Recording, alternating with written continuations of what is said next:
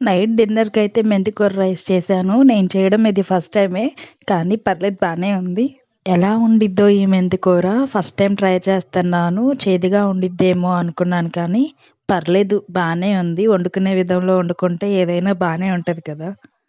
నేనై నేను ఈ రెసిపీ ఎలా చేశానో షార్ట్ అండ్ స్వీట్‌గా చెప్పేస్తాను. ఆయిల్ హీట్ అయ్యాక ఆనియన్స్, పచ్చిమిర్చి వేశాను. తర్వాత కొంచెం మగ్గనిచ్చాక టమోటా, మెంతికూర ఒకేసారి కలిపేసాను. ఆ మెంతికూర, టమాటా కొంచెం మగ్గాక ఉప్పేసి 2 మినిట్స్ మళ్ళా మగ్గనిచ్చాను. నేనైతే చేదుగా ఉంటదేమో అని చెప్పేసి ఘీ కూడా యాడ్ చేశాను. ఇష్టం ఉంటే ఇష్టం ఉంటే ఏసుకోవచ్చు లేదా స్కిప్ చేయొచ్చు.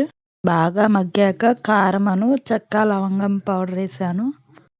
అడుగు మాడకుండా ఒక నిమిషం అటు ఇటు తిప్పేసుకొని ఇంకా బియ్యం అయితే వేసాను నానబెట్టుకున్నవి. మనం ఏ కప్పుతో అయితే బియ్యం వేసుకుంటామో అదే కప్పుతో 2 కప్పులు వాటర్ పోసుకోవాలి. కుక్కర్ అయితే మూత పెట్టేసుకొని 3 విజిల్స్ వచ్చే వరకు వెయిట్ చేసి గ్యాస్ ఆఫ్ చేసి ఇంకా వేడి వేడిగా సర్వ్ చేసుకొని తినేసేయడమే. ఇందులో మీరు బిర్యానీ సామాను కూడా వేసుకోవచ్చు. ఆకు, చెక్క, లవంగం వేసుకోవచ్చు. కానీ నేనైతే స్కిప్ చేశాను. వేడి వేడిగా ఇంకా ప్లేట్‌లో పెట్టేసుకొని తింటే ఆహా! అనాల్సిందే ఎవరైనా. మీరెవరైనా ఈ వంటలు ట్రై చేస్తే మాత్రం కమెంట్ చేయండి ఎలా వచ్చాయో. మీరు ఈరోజు డిన్నర్‌కి ఏం తిన్నారు?